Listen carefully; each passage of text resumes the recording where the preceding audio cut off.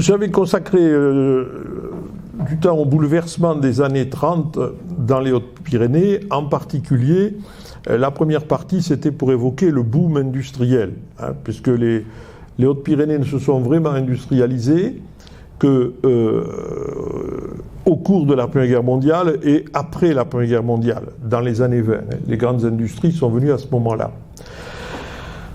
Alors pourquoi parler de cela? C'est que ça a entraîné des mutations sociales et politiques que l'on a vues la dernière fois.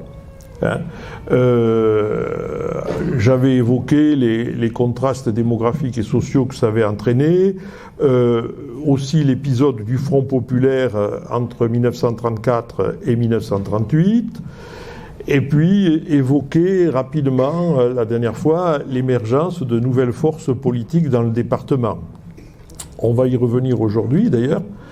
En particulier avec l'implantation de grandes industries, on a vu se développer les partis qui étaient les plus à gauche, la SFIO et le PC,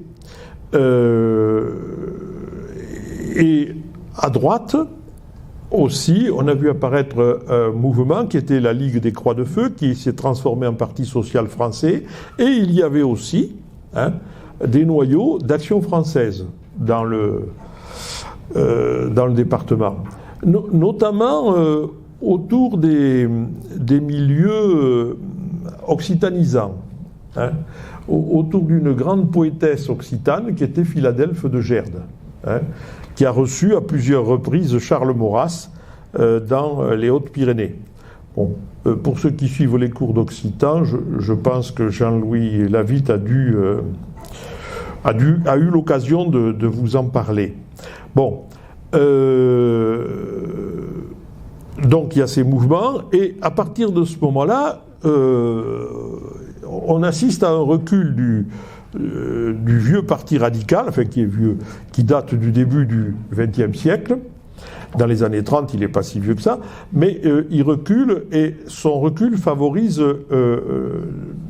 le centre droit. Alors, aujourd'hui, je voudrais terminer ça en évoquant le troisième point, déclin et renaissance du radicalisme. Ah, voilà, c'est ça, c'était prévu, donc on revient. Déclin et renaissance du radicalisme à la fin des années 30. Parce qu'effectivement, il a décliné, mais hop, il a ressurgi pratiquement aussitôt. Et il n'a pas disparu après la guerre, au point qu'il, vous savez, il était toujours là. Encore qu'aujourd'hui, la situation est complexe. Bon. Mais ils ont toujours eu une influence. Alors, je voudrais aujourd'hui voir ça, et puis également évoquer, mais uniquement sous l'aspect du Conseil général, qui est devenu le Conseil général entre 1940 et 1944, c'est-à-dire sous le régime de Vichy. J'ai pas l'intention de vous faire un exposé sur le département sous Vichy. Bon, il n'y a pas eu grand-chose de publié sur cette période. Il n'y a eu que le bouquin de José Cubero, qui traite de la situation du département entre 40 et 45. Il y a des biographies comme la biographie de Trélu par Jean-François Soulet ou la récente sur Pierre Dumas qui touchent à cette période-là, mais ça n'a pas été franchement étudié. On étudie la résistance, la libération, mais pas l'épuration, et c'est parce que c'est très délicat. On en parlera tout à l'heure, c'est un sujet délicat. D'abord parce qu'on n'a pas accès à toutes les archives, et ça commence à s'ouvrir, mais bon, il y a quand même des sujets délicats. En particulier, il y a des descendants de gens qui ont participé à la collaboration, d'une part. Par ailleurs, il y a des élus qui ont accepté des fonctions sous Vichy. l'ont-ils fait parce qu'ils étaient vichistes ou parce qu'ils étaient pétainistes, ou est-ce qu'ils l'ont fait par idéologie ou simplement par devoir parce qu'il fallait que les choses fonctionnent? C'est très difficile. Puis il y a tous ceux qui ont occupé des fonctions, mais qui ont eu un double jeu aussi. Et on ne connaît pas forcément le double jeu. C'est très compliqué. Bon, on en reparlera tout à l'heure. Parce que je voudrais finir ça pour que la prochaine fois, on puisse étudier la période 45-2015, sur le plan de l'évolution politique du Conseil général, et après aborder d'autres aspects de l'évolution du Conseil général. Ou de ses attributions, etc., prendre des exemples de dossiers qui ont été importants, etc. Voilà, bon. Parce que je voudrais accélérer. J'ai l'impression que moi, je peux me complaire dans tous ces petits débats chronologiques, si vous voulez, mais je ne sais pas si c'est vraiment intéressant pour vous, quoi. Donc, quand arrivent les années 30, à partir de 33-34, on s'aperçoit qu'effectivement, le Parti radical perd en influence. Et pour le mesurer, rien de tel que les élections. Voilà. En 34 et en 35, il a connu de sérieux revers électoraux. Bon. D'abord, la perte du Conseil général en 1934. C'est quand même important parce que c'était la pièce maîtresse. Je vous avais dit dans la première séance, au début de l'année, que le contrôle du Conseil général, c'est ce qui permettait au Parti radical de s'implanter dans le département, par le biais de ces conseillers généraux qui servent de relais auprès des communes, des petites communes en particulier, et aussi auprès des parlementaires. Bon. Et donc, comme ça, il y a tout un réseau pyramidal, avec à la pointe 1 ou 2 ou 3 parlementaires, et à un moment donné, avant la guerre de 14, ils avaient tous les sièges de parlementaires, sauf un concédé à un allié dont l'alliance était nécessaire, c'était Jean Dupuy. Bon, et puis, à la base, on a les élus locaux de terrain, les maires en particulier, qui, n'oublions pas, élisent les sénateurs. Et entre le conseiller général, c'était un élément clé à l'essentiel, dans le système radical. Bon. Or, la perte du conseil général en 1934, c'est un coup dur. Alors, je rappelle, de 1901 à 1914, et jusqu'en 1919, parce que il n'y a pas eu d'élection entre 14 et 19, et le Conseil a été prorogé jusqu'en 1919. Les radicaux avaient à peu près 10 à 12 sièges sur 26. Bon, c'était pas la majorité à eux tout seuls, mais ils avaient des alliés, qui étaient ce qu'on appelait les républicains de gauche.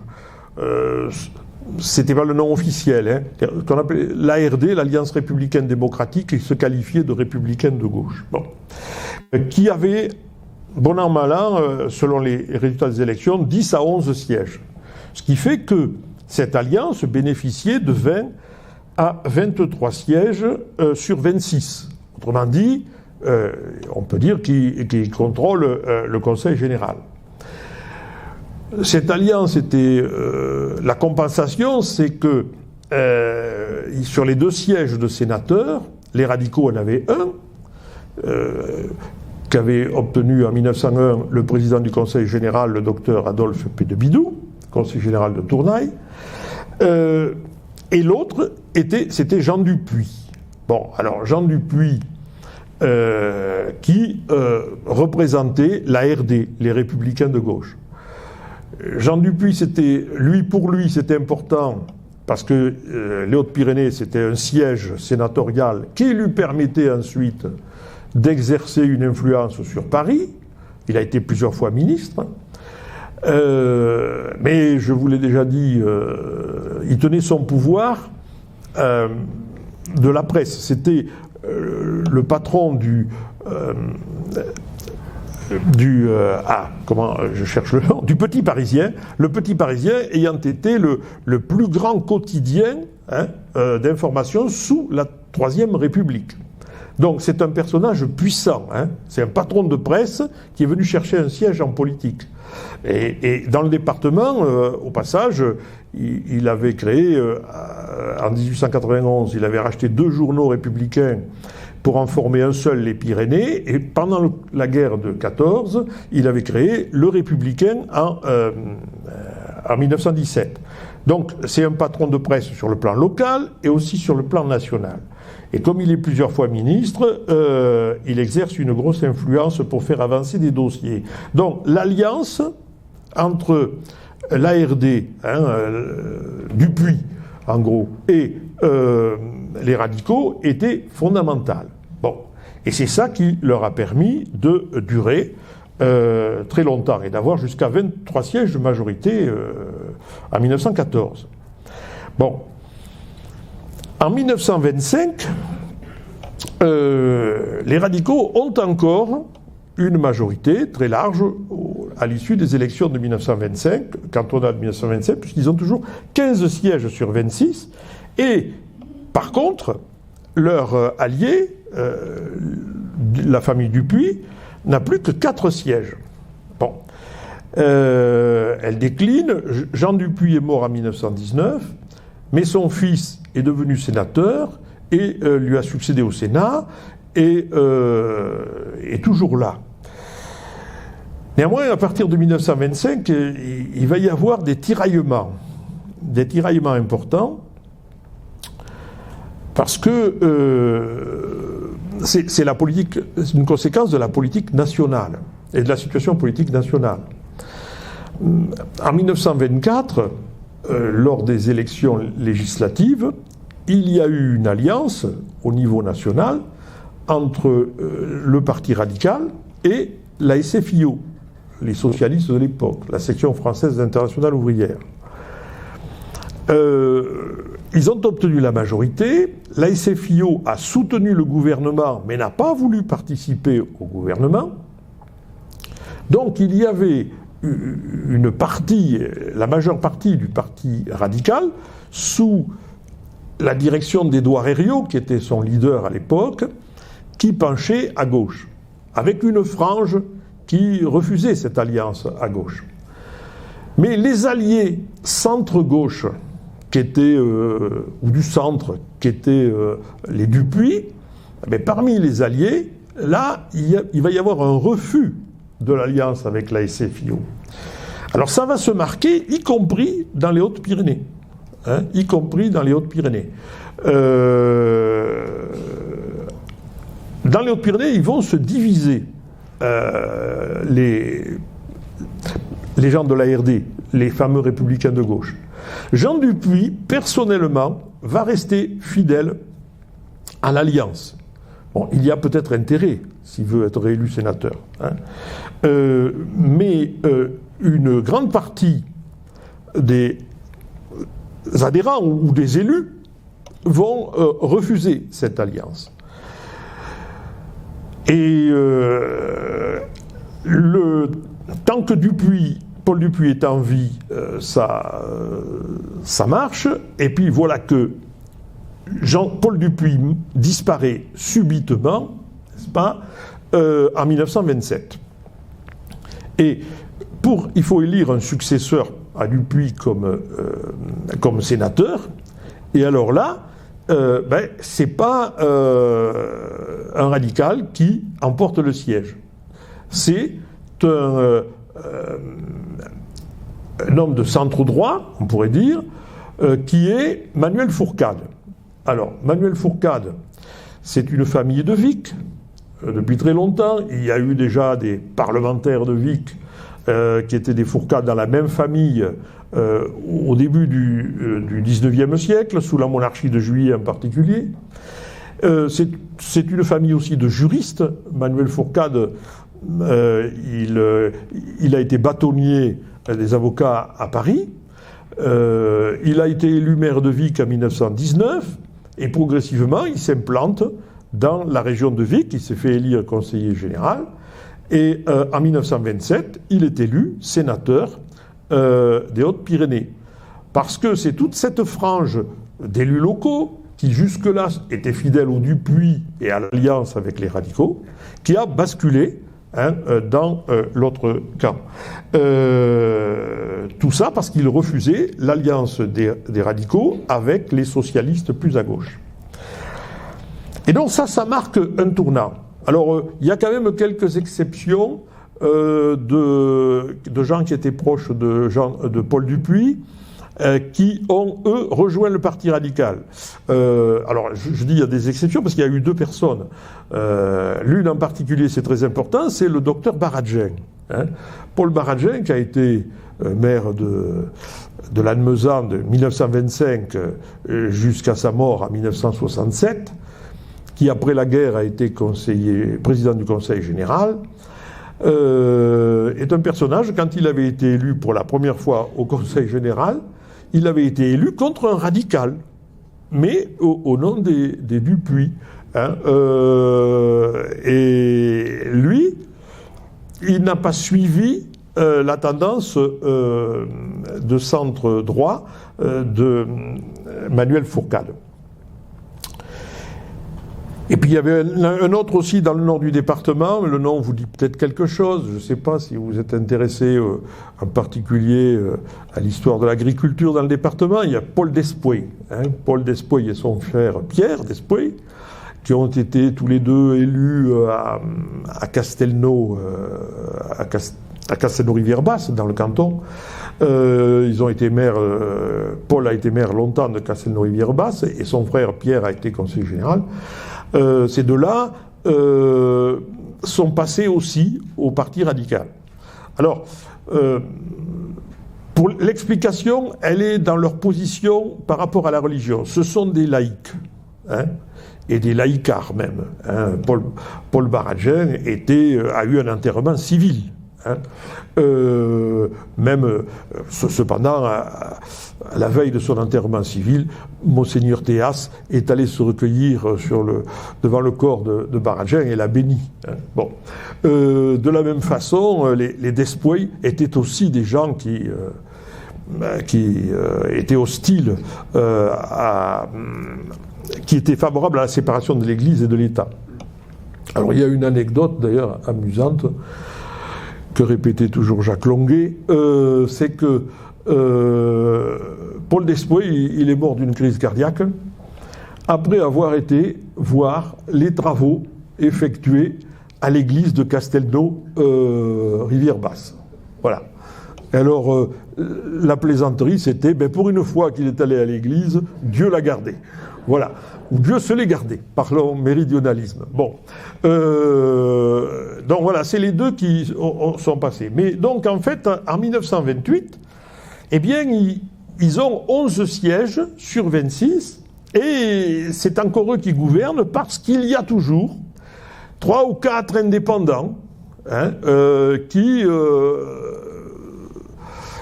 basculent, quoi. Il y a ce qu'on appelle des radicaux indépendants. Voilà. Et en 1932, ils sont 12, mais avec l'appui d'un radical indépendant, ils conservent encore la majorité. Mais voilà qu'en 1934, alors, il faut dire que les républicains de gauche ont perdu des sièges, mais en même temps, la droite libérale en a acquis. Et c'est ainsi que, au résultat des élections de 1934, alors je rappelle qu'à l'époque, le Conseil général, il était renouvelé par moitié, tous les 3 ans. Chaque conseiller général était élu pour 6 ans, mais il n'y a que la moitié des cantons qui élisaient un conseiller général. Et puis, 3 ans après, c'était l'autre moitié. Ce qui fait que ça a évité un changement brusque de majorité. En 1934, à l'issue des élections, il y a 12 radicaux, mais il y a 9 URD, Union des Républicains Démocrates, c'est comme ça que s'appelait la droite libérale de l'époque, 3 centristes et 2 indépendants. Et ils vont tous se réunir, et ça va faire 14 sièges sur 26. Donc c'est à un siège près, mais pour la première fois, il y a un renversement de tendance.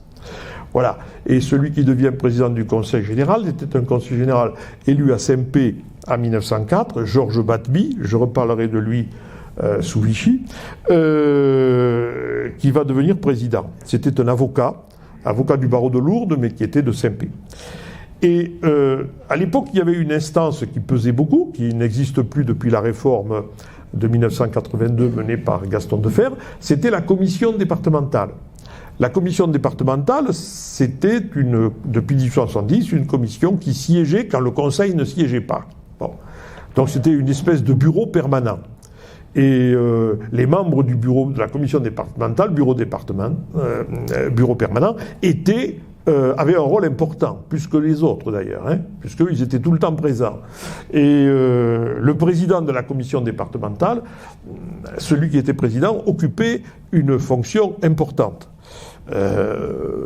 Un des derniers présidents de commission départementale que nous ayons eu pendant très longtemps avant la réforme de 82, c'était Urbain Cazot.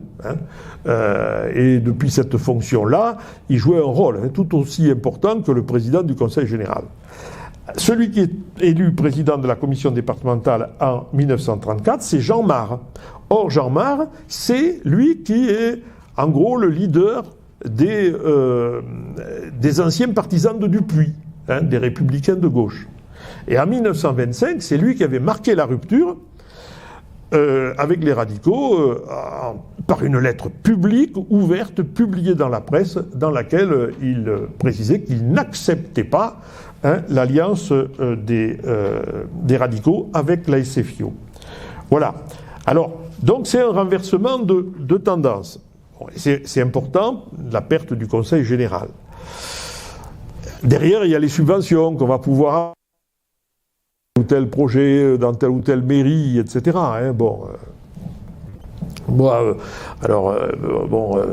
Ça peut être discutable, mais je me souviens,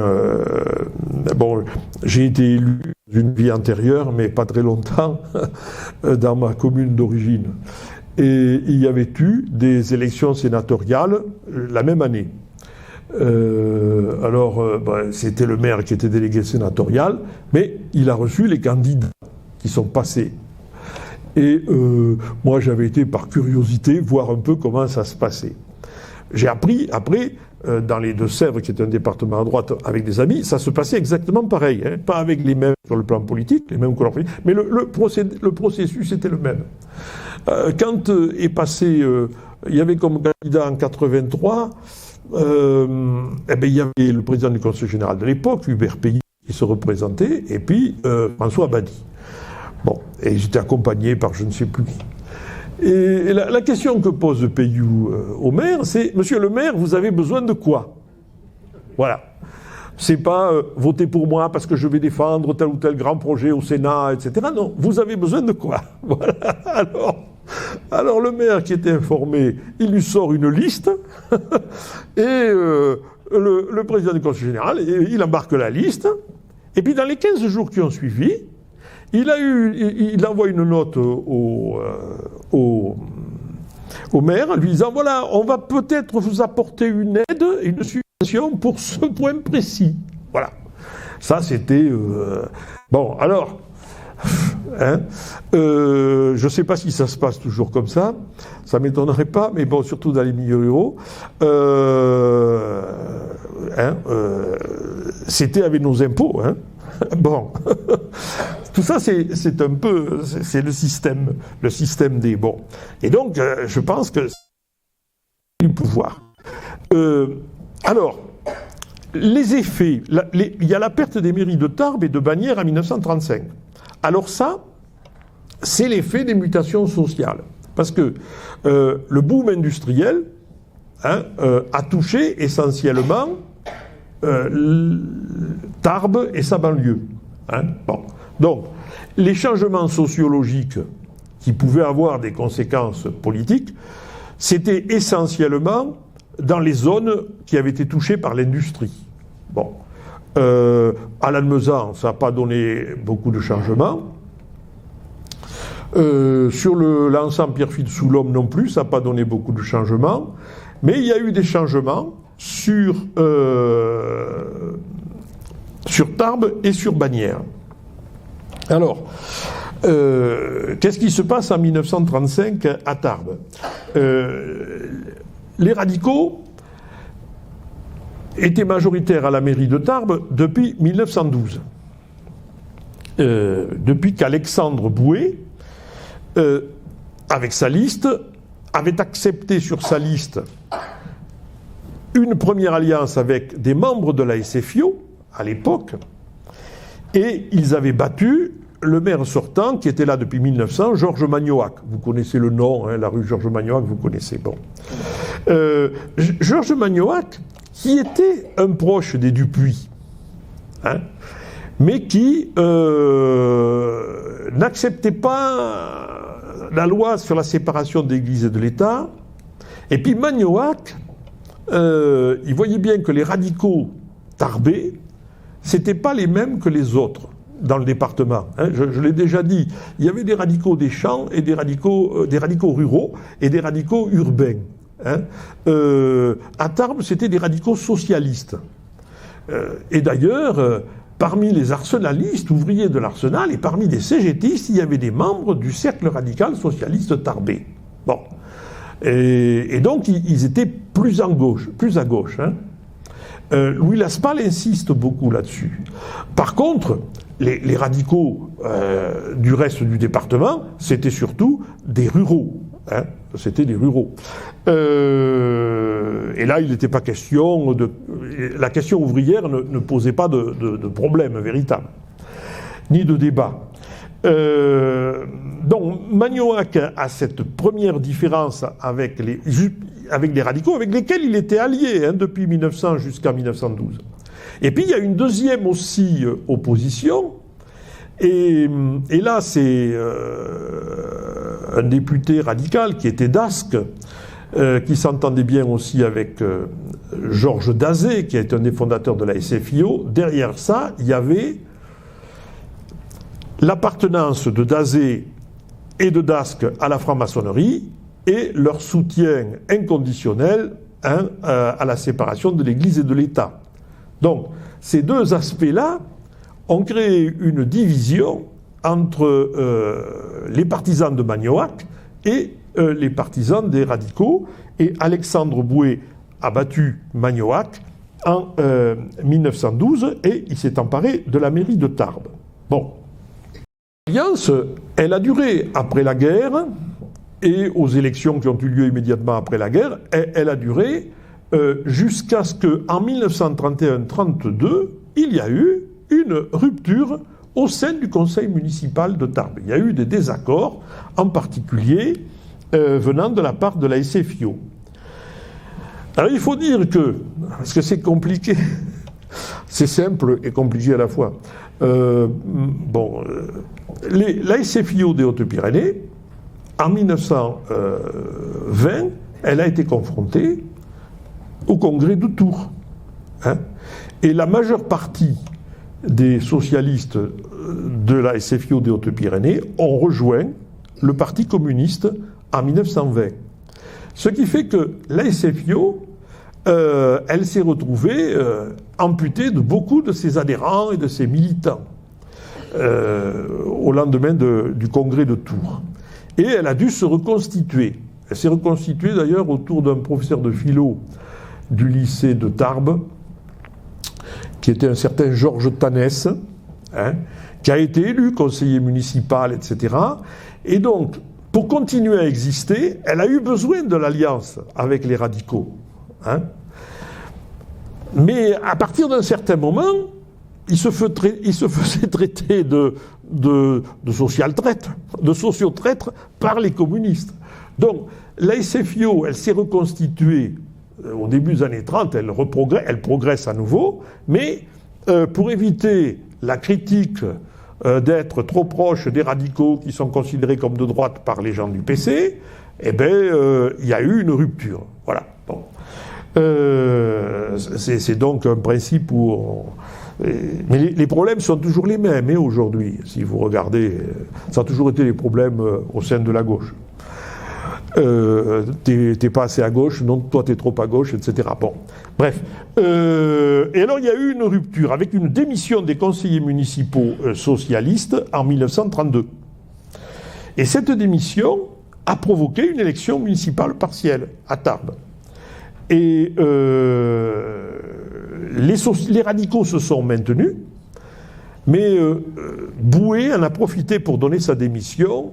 Et c'est Clarens, qui était intendant du lycée Théophile-Gautier, qui a rempli les fonctions de maire. Mais on sentait qu'ils étaient sur la fin. Parce qu'aux élections municipales de 1935, eh bien, les socialistes, la SFIO fait une liste séparée de la liste radicale, et la droite s'unit. Derrière Maurice Trélu, qui était vétérinaire, Maurice Trélu, qui était droite, centre-droit, qui était un libéral, mais qui est allié aussi avec Pierre Dumas, qui lui est un démocrate chrétien. Hein. Et c'est ce tandem Trélu-Dumas qui va réunir les droites tarbaises. Et puis il y a tout un électorat qui voit bien que les radicaux, parce que l'électorat radical, si le parti radical disparaît, il ne va pas forcément à la SFIO. Ils se partagent. Hein, il y a une partie du parti radical, des électeurs radicaux, qui ont voté pour la liste de Trélu et Dumas. Bon, Trélu et Dumas, curieusement, Soulet a fait donc une biographie de Trélu il y a 3-4 ans, et là vient de sortir une biographie de Dumas. Tout ça parce qu'il a eu des archives familiales intéressantes. Hein, et quand on a des archives familiales, alors ça permet de faire des choses, de comprendre beaucoup de choses. Parce qu'on a accès aussi à de la correspondance, on a le point de vue des gens de manière un peu plus précise, etc. Bon. Alors, je signale d'ailleurs que parmi les jeunes élus de la liste Trélu en 1935, il y a Paul Boiry, hein, qui sera maire de Tarbes beaucoup plus tard. Bon.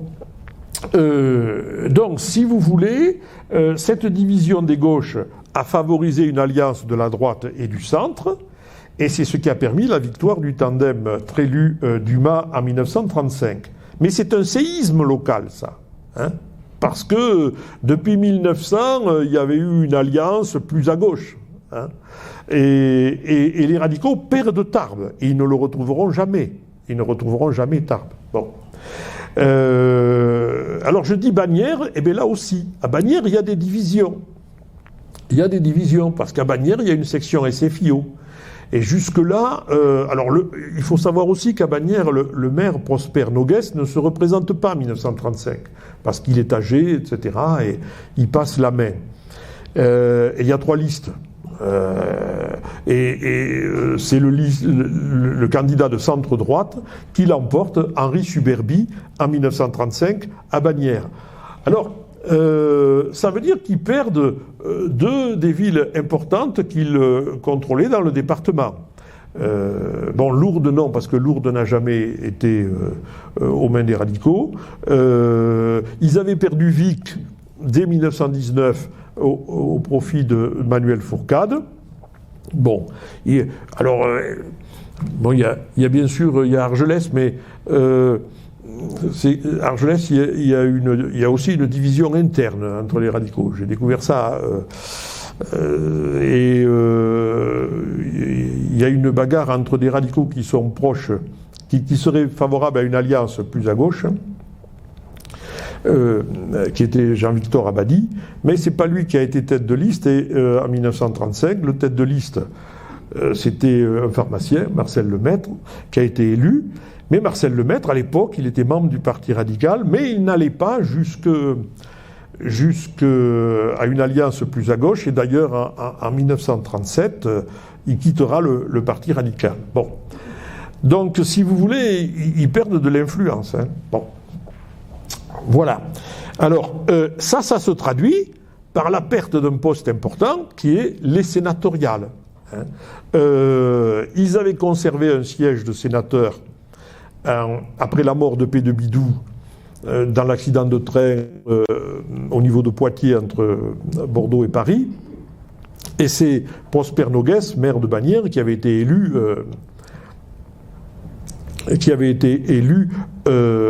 sénateur. En 1935, Prosper Noguès ne s'est pas représenté. Manuel Fourcade s'est représenté, il a été élu, mais les radicaux avaient eu un candidat qui était Bertrand Nogaro. Alors Bertrand Nogaro, j'en ai parlé déjà, il était député, Bertrand Nogaro. C'était un universitaire parisien, un prof d'économie, qui a fini d'ailleurs à l'Académie des sciences morales et politiques, etc. Bon, c'était un intellectuel qui était conseiller général de Trie-sur-Baïse, mais je pense qu'il devait passer quand même au-dessus de la population. Et il avait quand même des relais sur le terrain. Hein. Bon, mais il n'a pas été élu sénateur. Vous savez, il y a des gens comme ça, on peut être bardé de diplômes, mais c'est pas pour ça qu'on sait s'exposer. Je ne sais pas si vous avez connu dans le département, c'était dans les années 60, 70, un certain Jean-Noël Capdevielle. Ça vous dit rien? C'était un grand physicien, hein, universitaire, qui était connu internationalement, etc. Mais il n'a jamais pu se faire élire conseiller général de Tournaille. Voilà. Parce que réunion cantonale, pour les élections cantonales à Tournaille, il se met à parler de ses voyages au Japon, de ses relations avec... Bon, alors, vous comprenez, ça n'intéressait pas les électeurs locaux, quoi. Hein, bon, voilà. Et donc, il avait été suppléant de... Je crois qu'il a dû être suppléant de Pierre Forgue une année, mais comme député, mais bon, là, ça passait. Mais comme cantonal, il n'arrivait pas à se présenter. Il a été candidat plusieurs fois. Hein. Bon. Donc, la perte des sénatoriales, c'est important. Et celui qui est élu, alors parce que celui qui est élu en 1935, de droite, il ne connaît pas davantage le département. Il n'est pas originaire du département. C'est un parachuté. C'est Émile Miraut, inconnu dans le département, qui est le directeur du journal Le Temps à Paris. Le journal Le Temps, c'est l'ancêtre du Monde. Le Temps a paru sous l'occupation, et donc à la Libération, le Temps a dû se saborder et est devenu Le Monde. Bon, Émile Miraut, il sera d'ailleurs, pas très longtemps, mais quelques mois, secrétaire d'État dans le gouvernement de l'amiral Darlan sous Vichy, Émile Miraut. Bon, c'est un inconnu dans les Hautes-Pyrénées, mais il est élu, sénateur. Bon, et c'est la fin de cette période où Pédebidou et Dupuis avaient dominé les élections sénatoriales. Donc, si vous voulez, on a une impression d'effondrement du système radical au milieu des années 30. Bon, ça se produit, je le signale, dans beaucoup de départements en France, hein, dans beaucoup de départements. Et après la guerre, il y a des départements où le Parti radical ne retrouvera jamais l'influence qu'il avait eue sous la Troisième République. Bon. Alors, voilà, les échecs électoraux de 34-35. Alors la question, c'est est-ce que le système va s'effondrer? Voilà, ça c'était une question chère à Louis Laspalle, ancien collègue qui s'intéressait beaucoup à l'histoire politique. Bon. Laspalle a magistralement étudié la situation politique dans le département durant les années 30.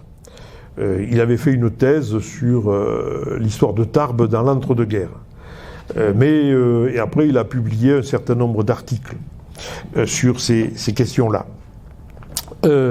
Alors, il y a d'abord un premier point à traiter, c'est, je l'ai déjà dit tout à l'heure, l'évolution sociologique de la population tarbaise, qui est liée à l'industrialisation de l'agglomération. On a de grosses entreprises qui emploient quand même des milliers de personnes à Tarbes, à Séméac, à Sousse, à Bazette. Et ça, lors de différentes élections, ça, surtout dans les années 30, avec la crise des années 30, se pose la question sociale. Et on a un développement des deux CGT. Oui, parce que la CGT de 1895, en 1921, elle a subi, elle aussi, la scission. Il y a eu conséquence de la scission de Tours en 1920, en décembre 1920 au sein de la SFIO. Eh bien, ça s'est traduit par une scission aussi au sein de la CGT. Il y avait deux CGT. La CGT qui était fidèle à son orientation antérieure, celle de Léon Jouot, qui se voulait anarcho-syndicaliste. Alors, c'est-à-dire qu'il voulait être indépendante des partis politiques. Et la CGT-U, CGT unitaire, qui était plutôt tenue par des gens plutôt proches du Parti communiste. Bon. Alors, je ne sais pas, peut-être que je peux faire une parenthèse, mais la charte d'Amiens, ça vous dit quelque chose? Non, si vous ne connaissez pas trop l'histoire du mouvement syndical.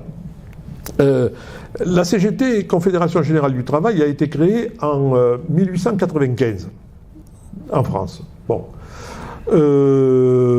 Jusque-là, le syndicalisme était organisé autour des bourses du travail. Il y avait les bourses du travail dans chaque département. Et puis, elle était organisée aussi, alors de manière plus verticale, en syndicats de branches d'activité. Et la Confédération Générale du Travail avait décidé de fédérer à la fois les bourses du travail et les branches d'activité. Et c'est comme ça qu'était née en 1895 la CGT. Bon. C'est la seule et la première grande confédération syndicale qui est créée. On aura une seconde confédération syndicale créée en France après, dans l'entre-deux-guerres, au début des années 30. Ce sera la CFTC, Confédération Française des Travailleurs Chrétiens. Donc, si vous voulez, jusque dans les années 30, la CGT, jusqu'à 1914, la CGT a le monopole de la représentation syndicale, quoi.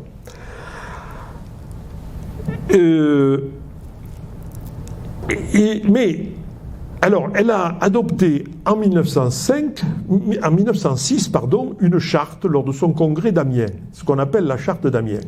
Et dans la charte d'Amiens, il s'engage à rester indépendant de toute influence politique. Bon. Alors pourquoi ça? Aux grandes dames de Jaurès, d'ailleurs. Parce que on parle beaucoup de social-démocratie. Vous savez, social-démocratie, on l'entend souvent dans la bouche du journaliste, etc. Mais je ne sais pas si tout le monde connaît le sens historique du mot social-démocratie. Parce que la social-démocratie, c'est un système bien précis et qui prend sa source en Angleterre. En Angleterre, il y avait l'équivalent d'une CGT qui était les trade unions, les syndicats unis. Et les trade unions, ils sentaient qu'ils avaient le besoin d'avoir un débouché sur le plan politique. Donc les trade unions britanniques, syndicats britanniques, ont créé le Labour Party, le parti travailliste. Autrement dit, c'est des syndicats anglais qui ont créé le parti travailliste anglais. Et il y avait des liens étroits entre le parti travailliste et les syndicats. À une époque, en Angleterre, quand vous adhériez au syndicat, vous adhériez en même temps au parti travailliste. Et les syndicats anglais étaient représentés dans les instances du parti travailliste. Tout ça va durer jusqu'à ce que Tony Blair fasse des modifications pour essayer de s'émanciper. Bon. Alors, il y a donc un lien étroit en Angleterre entre le syndicalisme et le parti travailliste. Et l'élaboration du programme social du parti travailliste se fait avec les syndicats. Bon. Et c'est ça qu'on appelle la social-démocratie, que les Allemands reprendront aussi. Et alors, après la guerre, après la Seconde Guerre mondiale, le SPD allemand, c'est l'inverse qui va se passer, ce qui s'était passé en Angleterre. C'est le SPD allemand qui va ressentir la nécessité d'être représenté au niveau syndical, d'avoir des syndicats qui servent de courroie. Et donc, le DGB allemand a été créé par le SPD. Et les instances qui, au sein du SPD, discutent des revendications, des réformes sociales à faire, ils le font en liaison avec les syndicats. Voilà. Alors, en plus, dans les pays du Nord, il faut savoir que dans certains pays du Nord, n'obtiennent des avancées que les gens qui sont syndiqués. C'est pour ça que vous avez des taux de syndicalisation extraordinaires. Et en France, il y a eu, évidemment, Jaurès, quand il a réussi, avec d'autres, à fusionner 5-6 petits partis socialistes dans la SFIO, section française de l'Internationale ouvrière, en 1905, Jaurès, il avait espéré créer, dans la suite, un mouvement comme il y avait en Angleterre. Mais la CGT n'en voulait pas. C'est pour ça que 1905, création de la SFIO, 1906, la CGT sort la charte d'Amiens. On est indépendant. Bon.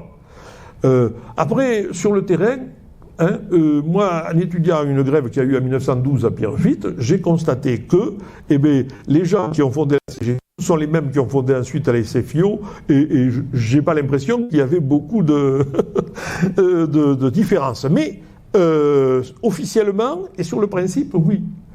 Alors, donc, en 1921, la CGT se coupe en deux. Alors, il faut dire d'ailleurs que la frange qui a créé la CGTU, elle, la charte d'Amiens, elle la mettait de côté, puisque eux, ils étaient prêts à marcher de pair avec le Parti communiste.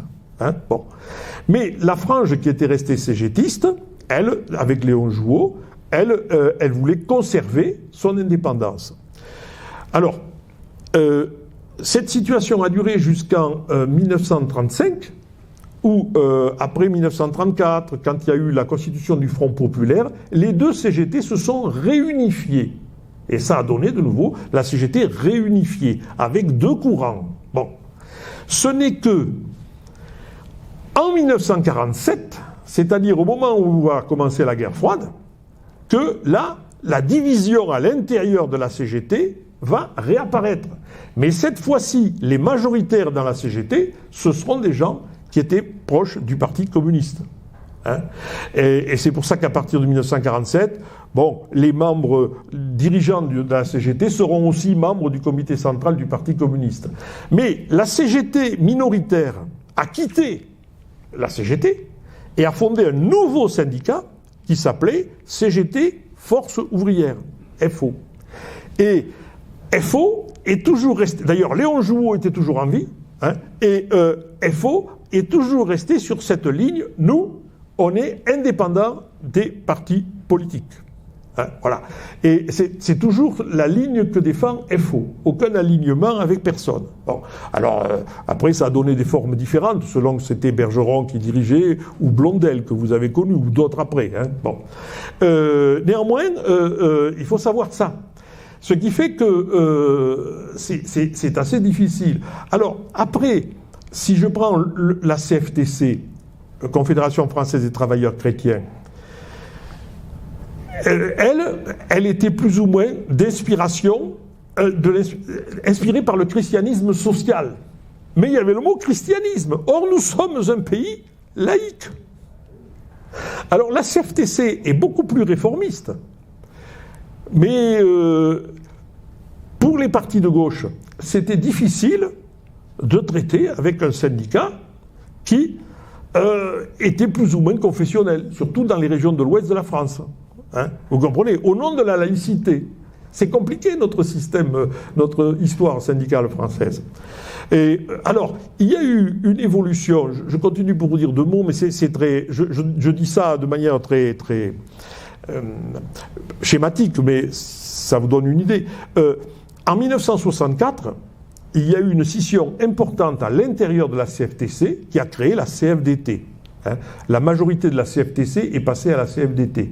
Et là, ils ont essayé de se déconfessionnaliser, en quelque sorte, de devenir plus laïque, etc. Et c'est à partir de cette époque-là, et après 68 en particulier, qu'il y a eu des rapprochements entre le Parti socialiste français et la CFDT. Mais on n'est jamais arrivé à une social-démocratie. Jamais. Ils ont toujours essayé. Par exemple, en 1986, après que le PS ait perdu les élections et au cours de la première cohabitation, ils ont essayé, c'est Fabius qui avait été chargé de ça, ils ont essayé de créer un syndicalisme, une social-démocratie en regroupant tous les syndicats réformistes. Voilà. Alors, ils ont essayé de rapprocher la CFDT de Force ouvrière. Blondel a refusé, en disant c'est des curés à la CFDT. Et ils ont cassé aussi, une fédération qui était importante, qui était la Fédération de l'Éducation nationale. La Fédération de l'Éducation nationale, en 1947, elle était à la CGT. Bon. Mais elle n'a pas accepté la scission. Elle a dit c'est pas possible, on ne peut pas se couper en deux. Donc elle s'est mise en autonomie. Voilà la fin. Tout en espérant qu'un jour, la CGT et FO, n'est-ce pas, se réunifieraient. Et en échange, la CGT et FO s'engageaient à ne pas syndiquer dans l'éducation nationale. Ah, c'est un truc très compliqué, hein, ça. Et donc, bon, je ne veux pas rentrer trop dans les détails, mais ce qui fait qu'en 1986, Fabius a essayé, avec Michel Rocard, de casser la Fédération de l'Éducation nationale. Ils ont réussi d'ailleurs. Ils ont réussi, puisqu'il y a eu le syndicat s'est cassé en deux. Bon, mais tout ça, c'est toute une série d'histoires. Bon, je reviens en 1921. La CGT dans le département existe et elle va se développer. C'est des relais, soit pour le PC, soit pour la SFIO, et à Tarbes, dans les différentes élections, les élections cantonales, des élections municipales, etc., ils progressent. Et ils progressent au détriment des radicaux. Et la SFIO a eu la volonté de s'émanciper, d'où le fait qu'en 1932, elle fait une liste contre le maire sortant Bouet, et il y a eu une rupture. Seulement, ils sont pas assez influents pour gagner des élections, encore, SFIO et PC. Les efforts ne se feront sentir qu'après la Seconde Guerre mondiale. Et donc, temporairement, c'est la droite et le centre-droit qui en bénéficient. Bon, voilà. L'évolution sociologique de l'agglomération tarbaise, ça entraîne donc un glissement plus à gauche. Et l'alliance avec le centre dans les bourgs ruraux, des radicaux ruraux, devient difficile à cause de leur alliance à gauche. Voilà. Alors, ça a commencé en 1924, parallèlement au cartel des gauches. Il y a la lettre de Jean Marre en 1925, lettre publique publiée lors d'élections partielles en 1925, dans lequel il dit « Jamais nous nous associerons à un parti allié de la SFIO ». Et d'ailleurs, c'est toujours pareil, lorsque, en 1925, le sénateur Pédebidou meurt, Prosper Noguès se présente au sénatorial. Il est élu sénateur, mais il était député. Donc il faut réélire un député. Et c'est là qu'il y a deux candidats pour être député à une partielle en 1925. Il y a Alexandre Bouet, maire de Tarbes, et son adversaire, c'est qui ? Eh bien, c'est un certain Larmeroux, qui est quelqu'un qui vient des anciens amis de Jean Dupuy. Donc, si vous voulez, du centre. Et il est battu, certes, mais ça montre que il a été soutenu par Fould, d'ailleurs, et ça montre qu'il y a bien une cassure. Bon, alors la rupture, elle vient surtout après la mort de Paul Dupuy, et puis il y a un renversement d'alliance qui se produit aux élections de 1934. Et enfin, il faut quand même dire une chose, il y a la disparition aussi de la première génération radicale, parce que personne n'est éternel, et tous ceux qui avaient construit le parti radical dans les Hautes-Pyrénées, ils meurent, quoi. Joseph Fitt est mort, lui, en 1915, sur une table d'opération à Bordeaux. Adolphe Pédebidou est décédé dans l'accident de train de 1925. Bon, le leader, Bertrand Nogaro, s'est retiré après sa défaite au sénatorial. Il n'avait que 55 ans, hein, c'est vrai. Mais il est mort quelques années plus tard, il avait 70 ans. Bon, Alexandre Boué, quand il se retire, il a 66 ans. Alors, c'est pas vieux. Aujourd'hui, c'est pas vieux. Mais à l'époque, ça paraissait beaucoup plus vieux. Hein. Il est mort à 71 ans aussi, Alexandre Boué. Bon, Prosper Noguès, qui lui est plus âgé, il a 76 ans en 1935. Or, en 1935, ça paraît très vieux hein, pour être candidat. Tout le monde n'est pas comme Trump aujourd'hui. Et donc, c'est la fin d'une époque, quoi, et d'une période. Bon. Vous me direz, le président du Conseil général qui ne se représente pas, il est mort en 1973 et il est mort à l'époque, hein, et il est mort en 1973 et il était né en 1974. Lui, il a vécu jusqu'à 99 ans. Bon, mais c'est une exception. Donc il y a un vieillissement et une disparition de la première génération radicale. Alors, c'est pour ça que tout ce contexte on peut penser qu'ils vont disparaître. Et donc, on peut se poser la question de savoir si ça va s'effondrer. Eh bien, il y a eu une renaissance en 1930. Et ça, c'est quand même... c'est un phénomène curieux et intéressant. Parce que, j'ai dit, la première génération radicale disparaît, mais vous allez en avoir une deuxième qui apparaît à la fin des années 30 et qui va durer années 40, 50, 60. Vous en aurez une troisième en 1970, et aujourd'hui, il y en a une quatrième, mais je pense que la quatrième actuelle, il n'y aura pas de cinquième, hein, apparemment, vu la situation politique et même la situation du Parti radical. Bon. Néanmoins, ils ont duré, quoi. C'est un phénomène intéressant, quoi.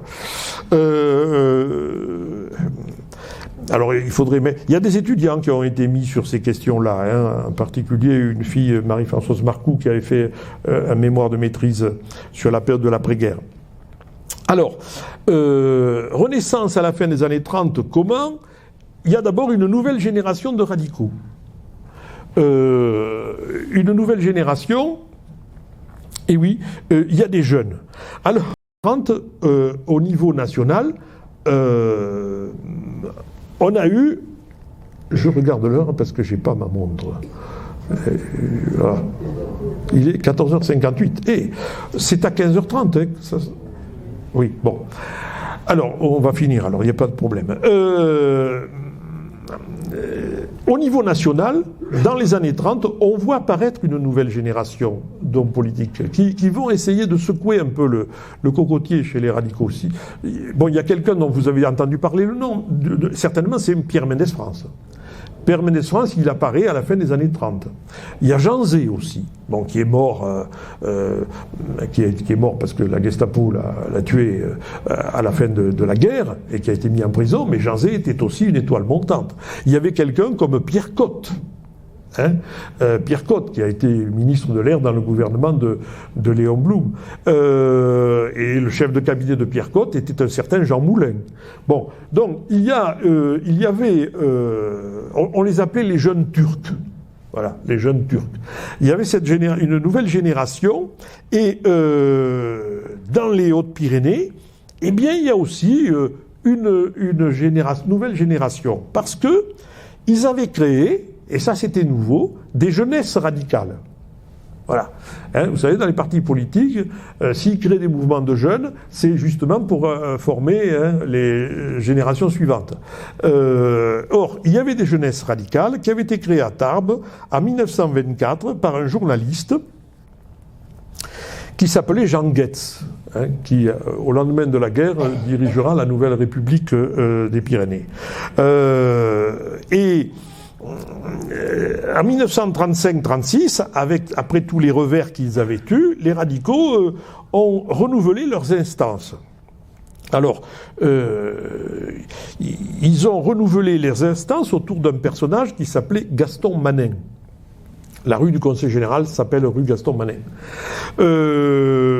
qui sera président de la Fédération des Hautes-Pyrénées à partir de 1935. Alors Gaston Manin, c'est un instituteur qui enseignait à l'école primaire supérieure de Bagnères de Bigorre. C'était un des protégés, un poulain de Prosper Noguès. Il avait été élu d'ailleurs. Noguès lui avait laissé son siège de conseiller général à Mauléon-Barousse. Et il espérait qu'il devienne un jour maire de Bagnères. Bon, ça n'a pas été le cas. Prosper Noguès, Gaston Moinin, il a aussi, avant de s'engager dans la politique, c'est quelqu'un qui a fait la guerre de 14, comme beaucoup de jeunes de sa génération, et qui a été le fondateur, au lendemain de la guerre, de la Fédération départementale des mutilés et anciens combattants, après la guerre mondiale. Ce qui fait qu'il a une grosse aura parmi les milieux d'anciens combattants du département. Il a été élu donc conseiller général de la Barousse en 1928, et quand, en 1935, il y a une élection partielle pour les législatives, eh bien, il se présente et il est élu député dans la circonscription de Bagnères-Lannemezan. Il est élu au second tour et il est réélu en 1936. C'est le seul député de gauche qui soit élu dans le département au moment du Front populaire. Et Blum en fera même un sous-secrétaire d'État, parce qu'à l'époque on ne disait pas secrétaire d'État, on disait sous-secrétaire d'État, au commerce, dans le deuxième gouvernement Blum en 1938. Donc c'est un personnage qui compte dans le département, Gaston Moinin. Et c'est autour de lui que va se réorganiser le bureau fédéral. Bon, alors, il n'y a rien de vraiment extraordinaire dans le bureau fédéral, sauf qu'il y a un secrétaire et un secrétaire adjoint qui sont deux jeunes, qui feront parler d'eux par la suite. Le secrétaire, c'est Pierre Maille, qui est un jeune avocat tarbé, qui est né en 1909, et qui va devenir secrétaire de la Fédération radicale dans le département, et présider aussi le cercle radical socialiste tarbé. Il va être amené à tenir des meetings pendant la guerre, dans les années 30, etc. Avec Jean-François Soulet, quand il y a eu les radios libres en 1981, Soulet avait présidé un temps une radio qui s'appelait Radio Bigorre, une des premières qu'il y avait dans le département. Et à l'époque, on avait fait des interviews. Il avait toute une série d'idées d'émissions de radio. Pardon, à l'époque, c'était pas YouTube, c'était radio. Et en particulier, sur le terrain politique, il avait voulu essayer de dynamiser tout ça. Et je me souviens que lors des élections cantonales de 1982, il avait organisé des débats. Ce qui était rare dans le département, ça avait surpris aussi d'ailleurs. Ça avait choqué un peu la Nouvelle République à l'époque, parce que la Nouvelle République, elle avait l'habitude du monopole. Et qu'est-ce que c'est ? Ils n'avaient pas cru au départ, la Nouvelle République, aux radios locales. Bon, ça c'est de l'amusement pour eux, des jeunes, etc. Et puis quand, aux élections cantonales, il y a des débats organisés dans Radio Bigorre, alors là ça perturbe, vous comprenez ? Bon. Sur Tarbes, ça a perturbé, parce qu'il y a eu un débat entre Jean Vieux et Jacques Longuet qui avait secoué pas mal. Bon, alors, et le soir des élections, les deux soirées d'élection, il avait organisé une soirée électorale à la façon de ce qui se passait à la télé ou à la radio, en mobilisant deux historiens locaux qui connaissaient bien tout ça, Christian Crabeau et Louis Laspal, alors qu'ils commentaient les résultats. Bon, ça faisait très... transposé à Tarbes, c'était quelque chose de nouveau, quoi.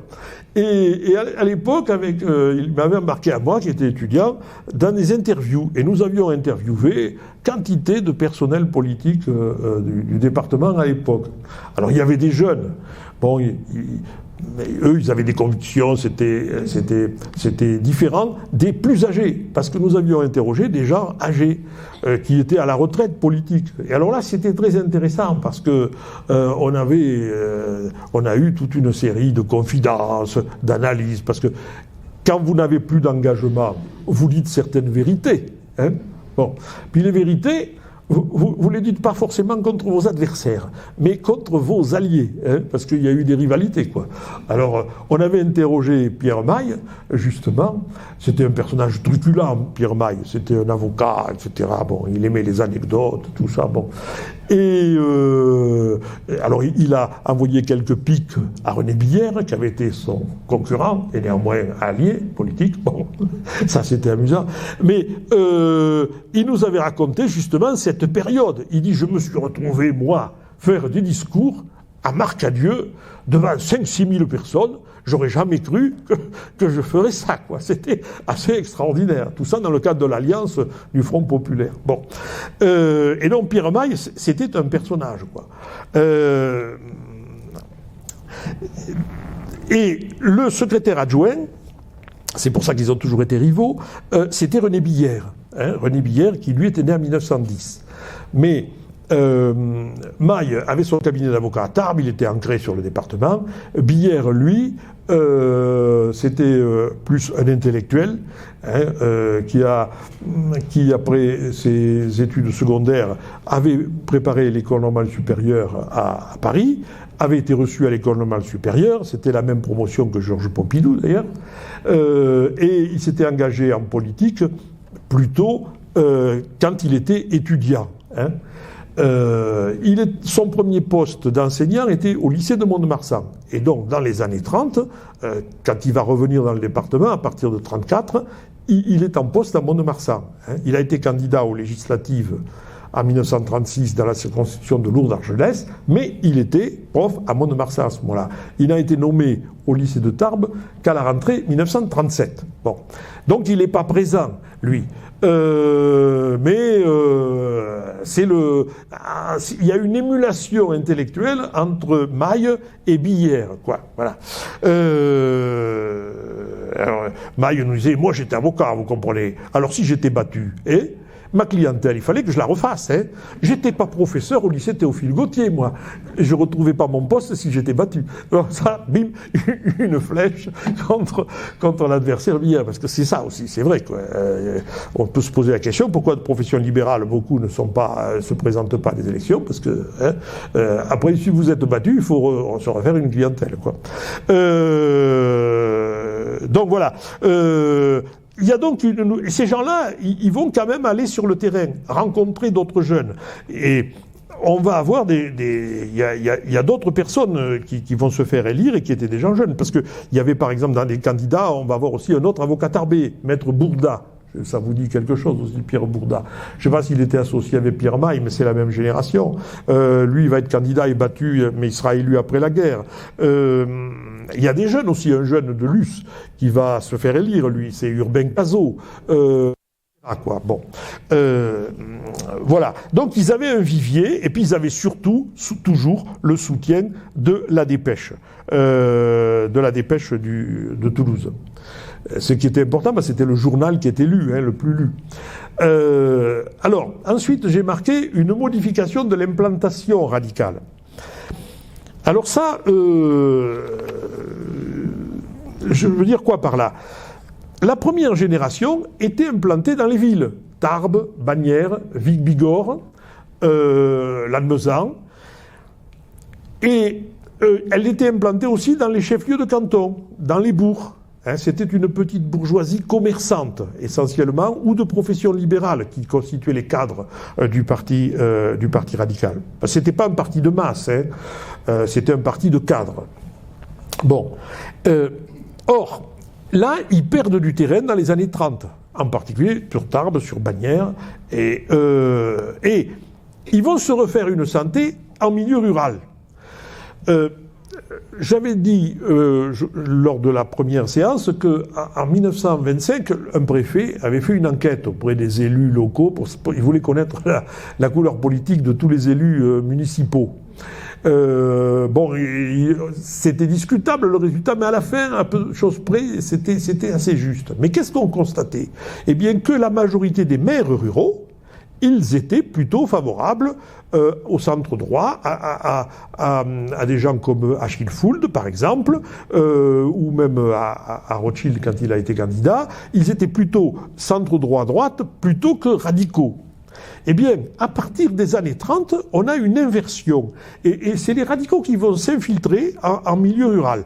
En 1935, ils ont encore 187 maires qui se déclarent radicaux sur 480. Bon, mais c'est quand même un nombre important, une base importante. Donc, ils ont une implantation rurale nouvelle. Alors, pourquoi ? Et c'est parce qu'ils ont de nouveaux, de jeunes, qui vont s'implanter dans le milieu rural et qui vont aussi aider les agriculteurs. Je pense par exemple, j'ai parlé de Paul Despoy tout à l'heure. Alors, Paul Despoy, il a été élu maire de Castelnau-Rivière-Basse en 1925. Et il est resté jusqu'en 1982. Or, Paul Despoy, c'est un des inventeurs du syndicalisme agricole. Le père était huissier, mais il avait aussi une entreprise viticole, du Madiran. Et Paul Despoy, il avait fait des études, il avait un frère cadet, mais lui, il a fait des études de lettres, il a eu un bac littéraire à l'époque, philo, et puis il y a eu la guerre, il a laissé tomber ses études, et après la guerre, il s'est lancé dans la viticulture. Bon, et dans l'agriculture. Et dans l'agriculture, il a essentiellement aidé les agriculteurs à s'organiser. Et ce sera le fondateur de la FDSEA, de la Fédération des départements et syndicats agricoles, dans le département, après la guerre, après la Seconde Guerre mondiale. Il a été aussi à l'origine du développement du crédit agricole. J'ai oublié de scanner une photo dans le dictionnaire, une photo qu'avait faite Jacques Longuet. On voit, c'est lors d'un banquet à la suite de l'Assemblée Générale du Crédit Agricole. Et cette photo, il l'a prise parce qu'il y a 4 conseillers généraux de l'époque, et tous, ils ont le même mouvement de fourchette. C'est une photo extraordinaire. Je vous la montrerai la prochaine fois. Bon, donc Despoy, il joue un rôle important, là. Il y a aussi des vétos. Je pense à, par exemple, un gars qui a été conseiller d'arrondissement. Alors oui, à l'époque, il y avait aussi le conseil d'arrondissement. On n'en parle jamais. Ça ne servait pas à grand-chose, le conseil d'arrondissement. Mais dans chaque arrondissement, il y avait élu. Et c'était l'antichambre pour devenir conseiller général. C'était un marchepied. Et donc, Despoy avait été élu conseiller d'arrondissement. Maurice Desconnettes, qui était de Trie, qui sera conseiller général, était un vétérinaire. Et il était conseiller à la Chambre d'agriculture à l'époque. Et il va fonder dans le département la mutuelle sociale agricole. Donc là, il se crée tout un réseau dans le milieu rural. Bon. Maurice Ducru, qui était vétérinaire à Montbourguet, il est aussi membre et conseiller de la Chambre d'agriculture. Et là aussi, son objectif, c'est défendre l'agriculture, etc. Il n'y a qu'un seul agriculteur véritable élu au Conseil général à l'époque. Il y a eu des grands propriétaires terriens qui se disaient agriculteurs. Je pense Jean Mart, Fould, c'était un propriétaire terrien. Enfin bon, c'était pas le premier véritable agriculteur qu'il y a eu, c'était Jean-Jacques Maurer, qui était agriculteur à Campan. Oui, à Campan. Bon, ça s'éteint pas, heureusement. À Campan. Et il a été élu conseiller général en 1931. Il avait été conseiller d'arrondissement aussi. Et Jean-Jacques Maurer va défendre aussi pas mal l'agriculture. Bon, donc si vous voulez, il s'implante en milieu rural. Et ça, c'est important, parce que l'influence qu'ils vont perdre dans les bourgs, ils vont aller la rechercher ensuite en milieu rural. Et après, et ça va éclore ça au lendemain de la guerre. Au lendemain de la guerre. Alors si vous ajoutez ensuite que Pierre Bourda, qui présidait la fédération du parti, se retrouva président de la fédération de chasse du département et président de la fédération de pêche du département, vous avez un réseau complet, quoi. Bon, c'est des réseaux d'influence, c'est pas des partis organisés où on discute jusqu'à des heures pour savoir s'il faut prendre telle motion ou défendre telle idée. C'est pas ça du tout. Donc il y a une modification de l'implantation. Bon. Et avec ça, ils reconquièrent. Remarquez, ils n'avaient pas beaucoup de sièges à reconquérir, mais ils reconquièrent le Conseil général en 1937. Ils avaient 7 sortants 7 renouvelables sur 12, dont un certain nombre ne se représentaient pas, et ils reviennent à 10. Ils partent à 7, ils reviennent à 10. Et là, ils reconquièrent la majorité absolue au Conseil général. Voilà. En particulier avec des nouveaux, comme Urbain Cazaux, élu à Luce. Il a 36 ans à l'époque. Il y a aussi quelqu'un qui était médecin, lui, c'est son fils qui sera pharmacien, Jean Payou, ça vous dit quelque chose? Ça doit être le père ou l'oncle d'Hubert. Pierre Maille est élu aussi en 1937, et il est élu à Tarbes-Nord. Maurice Desconetz est élu, ça c'est nouveau aussi, et donc il y a une relève qui apparaît juste avant la guerre. Parmi la droite, il y a un nouvel élu aussi qui lui aura une carrière assez longue, c'est jusqu'à son décès en 1959, c'est Jacques Fourcade qui est élu à la place de son père à Vic-Bigorre. Bon, voilà, donc ils ont reconquis leur position. Et j'ai marqué ici, parce qu'on approche la guerre, et alors il y a un traumatisme autour du Front populaire, et en 1936, nous avons 3 députés qui sont élus, 2 qui sont Armand Achille-Fould, et puis ensuite Jean Desbons dans la circonscription de Vic, et Gaston Manin est le seul élu de gauche en 1936. Et c'est le seul qui s'opposera le 9 et 10 juillet au casino de Vichy, au gouvernement à Pétain. Le gouvernement, le 9 juillet, propose de confier les pleins pouvoirs au maréchal Pétain pour modifier les institutions. Il y aura 80 parlementaires qui vont voter contre, et dans les 80, il y a Gaston Manin. Bon. Le lendemain, 10 juillet, Pétain fait la proposition d'institution de l'État français, enfin c'est pas lui, c'est Laval qui le fait à son nom, et c'est accepté aussi, mais Gaston Manin renouvelle son vote. Donc, si vous voulez, ça c'est un axe fondateur, parce que les autres parlementaires des Hautes-Pyrénées, ils ont voté oui. Et donc après la guerre, c'est quelque chose qui leur sera reproché pendant longtemps. Alors les radicaux là dans cette affaire, ils vont pouvoir se targuer d'être les gens qui dans le département s'y sont opposés. Il y a Jean-Paul Frantz, un collègue décédé aujourd'hui, mais qui avait beaucoup participé aux activités de la société académique et puis d'autres associations, a publié un bouquin sur Gaston Manin avec comme titre L'homme qui a dit non. C'était pour être un titre accrocheur, quoi. Et Manin, pendant la guerre, il va être ici, mais il va être très surveillé. Il sera membre du comité départemental de libération à la Libération. Et il va devenir une espèce de symbole, aussi dans le département. Alors, ça m'amène à évoquer combien de temps il reste, parce que 10 minutes. Oh ben en 10 minutes, oui, parce que je comptais pas, moi, vous faire un récit de Vichy dans le département, parce que c'est complexe, et puis on ne connaît pas tout, mais qu'est-ce qui se passe durant cette période? Les conseils généraux sont suspendus. Le 12 octobre, une loi du 12 octobre 1940, et seront supprimés par une autre loi après. Donc, et le pouvoir est confié au préfet. Bon.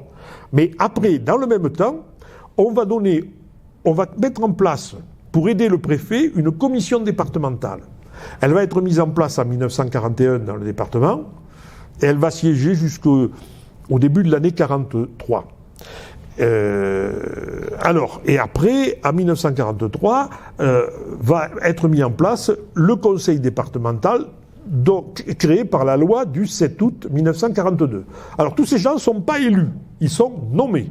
On revient à la situation de la Restauration, du début du XIXe siècle. Alors, la commission administrative, c'est intéressant de savoir qui y a participé quand même. Il y avait 8 membres dans cette commission administrative. ont accepté d'y siéger. Alors évidemment, parce que les gens pouvaient refuser. Le préfet nommé, mais les gens pouvaient dire non, on ne veut pas y aller. Bon. Alors, il y a d'anciens conseillers généraux qui y ont siégé, à commencer par Georges Badby. Georges Badby, ancien conseiller général de CMP, avocat, qui avait été président du conseil général de 1934 à 1937. Bon. Il a accepté Badby. Il y a un autre personnage qui a accepté, qui avait été conseiller général de Lourdes de 1919 à 1941, le docteur Laurent Bourriotte, qui avait été maire de Lourdes de 1919 à 1925. Il a accepté aussi. Alors, c'était des gens qui étaient au centre droit. Il y a un radical qui accepte, c'est Louis Castets, qui a été conseiller général de Galan de 1902 à 1941, qui a été maire de Galan de 1904 à 1941, qui était un personnage il avait fait des études de droit, il était avocat, puis il était passé dans la magistrature, il avait été juge d'instruction, et après il avait fait une magnifique carrière. Procureur, substitut du procureur de la Cour d'appel de Toulouse, substitut du procureur de la Cour d'appel de Paris, procureur général à Dijon, procureur général à Montpellier, et enfin conseiller à la Cour de cassation. Et ce personnage a accepté de participer à la commission administrative de Vichy. Alors, il était connu pourtant pour être franc-maçon. Avant la guerre de 14-18. Après la guerre de 14-18, c'est quelqu'un qui est devenu beaucoup plus modéré et qui a évolué vers le centre droit. Mais c'était un personnage qui a agi en connaissance de cause. Il a accepté donc de siéger à la commission administrative. Il faut dire oui, qu'il a démissionné avant la fin quand même, parce que ça servait à rien. Ils étaient consultés par le préfet, mais ils servaient de caution au préfet. Bon. Alors ça, c'est pour... Il y a un autre conseiller général qui avait accepté, c'est Maurice Trélu. Maurice Trélu-Veto, qui était maire de Tarbes depuis 1935, qui a été maintenu comme maire de Tarbes par Vichy, et qu'il est resté jusqu'à son arrestation en 1944. Alors, je reparlerai de Trélu après. Il y a un ancien parlementaire, qui est Armand Achille-Fould, qui accepte aussi d'être membre de la commission administrative. Et puis, il y a trois autres personnes qui n'étaient pas élues. Bon, il y avait un certain Joseph Beaurepaire qui dirigeait la Société des produits azotés de Lannemezan, un ingénieur qui avait accepté. Et puis, il y en a deux autres. Alors, c'est pour ça que c'est compliqué. Les deux autres, ils ont joué un double jeu. Il y a un certain Pierre Jacquier qui était médecin, qui dirigeait, c'était un ingénieur, qui dirigeait l'usine de céramique de Bazette. Et qui a accepté. Mais dans le même temps, il a rendu des services, en particulier à la résistance, pendant toute la guerre. Ce qui fait que ce personnage, qui avait été membre de la commission administrative et qui sera après membre du conseil départemental, on le retrouve, à la grande surprise générale, ou de lambda qui n'était pas, membre du comité départemental de la Libération en 1944. Il avait joué un double jeu. Et puis il y a un personnage, alors il faut s'y arrêter, c'est André Fourcade. Il y a une rue André Fourcade à Tarbes, qui était né en 1905 et qui est mort en 1944. André Fourcade était ingénieur à l'Arsenal de Tarbes. Il avait fait de la politique, il était membre de la SFIO et il était membre de la CGT. Il était surtout un militant syndical. Membre de la CGT, mais de la CGT tendance Léon Jouot, les anarcho-syndicalistes, quoi.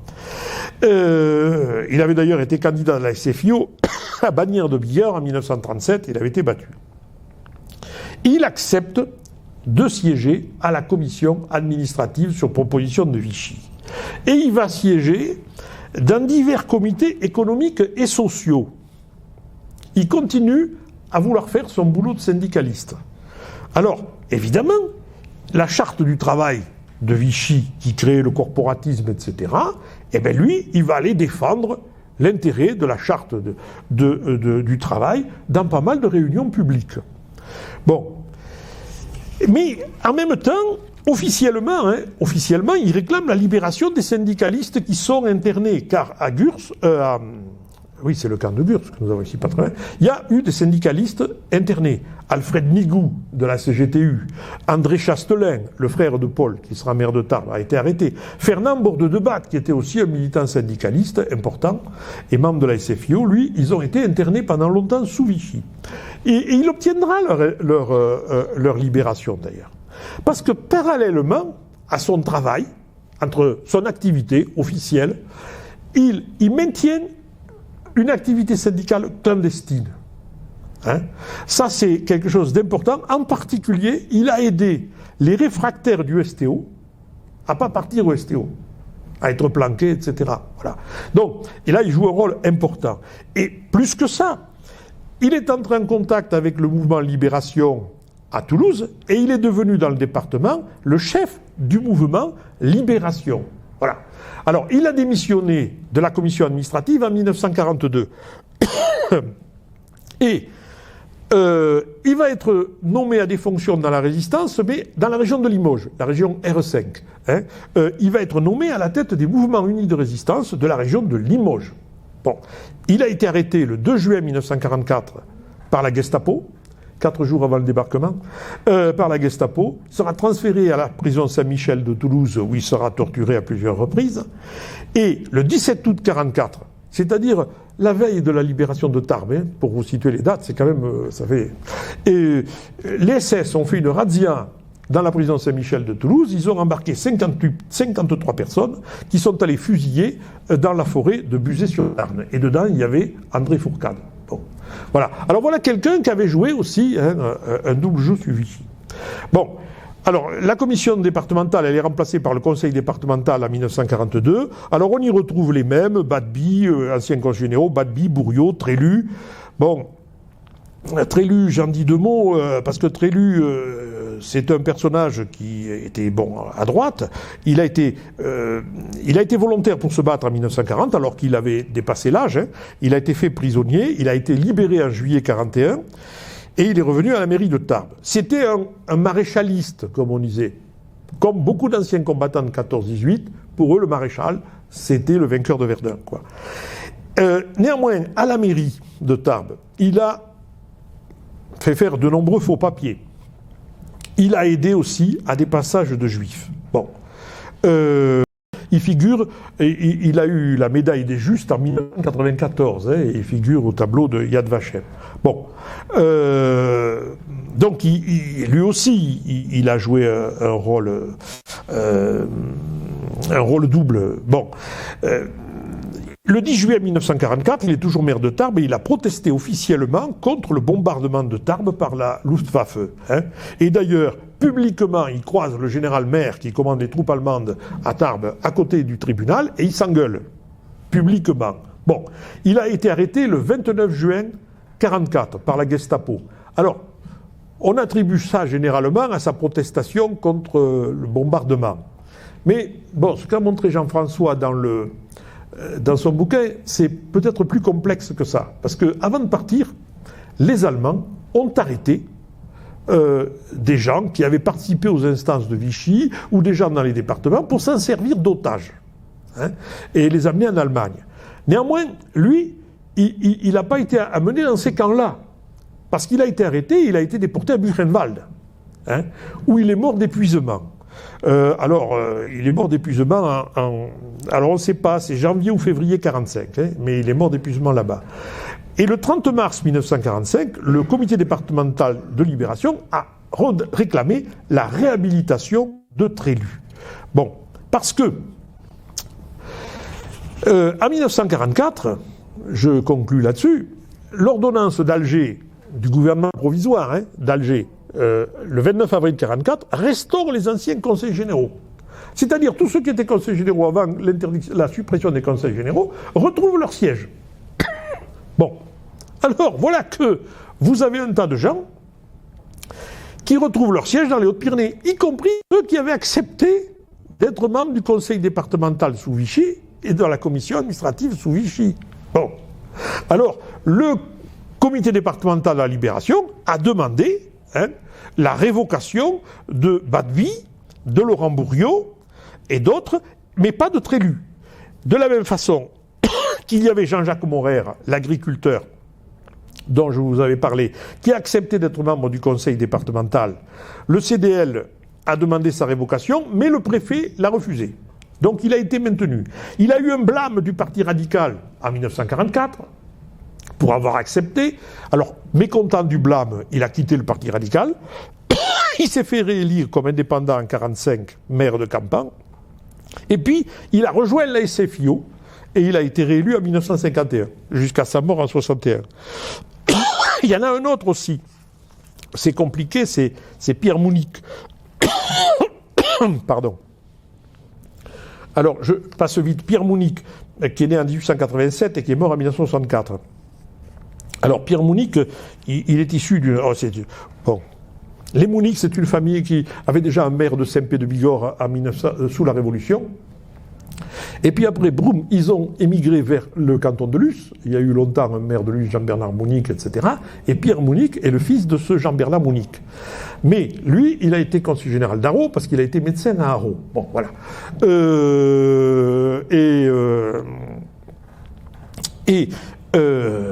C'était quelqu'un qui était à droite, qui a été un adversaire farouche du Front populaire, et qui a été conseiller général d'Arreau de 1928 à 1940, maire d'Arreau en 1935, qui a accepté d'être membre du conseil départemental. Et seulement il avait été tellement farouche adversaire du Front populaire qu'il a été interné à la Libération et rendu inéligible pendant quelques années. Hein. Il a essayé de se représenter en 1955, mais il a été battu d'une vingtaine de voix. C'était un personnage qui avait, je le dis au passage, joué quand il était au Stade Toulousain, dont il avait été capitaine lorsque le Stade Toulousain a eu son premier titre de champion de France, hein, en 1912. Et il avait été 3 fois international de rugby, Pierre Mounic. Bon, alors après, c'est son fils Pierre qui lui a succédé. Médecin, lui, à Viellore, et qui, lui, a été SFIO. Et aujourd'hui, il y en a encore le petit-fils, qui est le maire d'Aragnouet. C'est toute une dynastie qui démarre de Saint-Pé à la fin du XVIIIe siècle et qu'on retrouve au XXIe siècle en Vallée d'Or. Je dis ça parce que c'est intéressant. Après, vous avez eu des gens qui ont été, comme je pense à Georges, parmi les gens qui avaient été révoqués, Georges Gasquet, un éleveur, qui a été réhabilité en 1947 parce qu'il cachait des armes chez lui. Et il était membre du conseil départemental de Vichy, mais il cachait des armes pour la résistance, des armes qui venaient d'Angleterre, et il avait des liens avec l'intelligence service. Donc, c'est pour ça que tout ça n'a pas été étudié en détail. Mais quand on regarde d'un peu plus près, les choses ne sont pas simples. Alors, l'ordonnance de 1944, elle rétablit le conseil général. Ça va durer jusqu'en 1944-1945. Parce qu'il y aura des élections à l'automne 1945.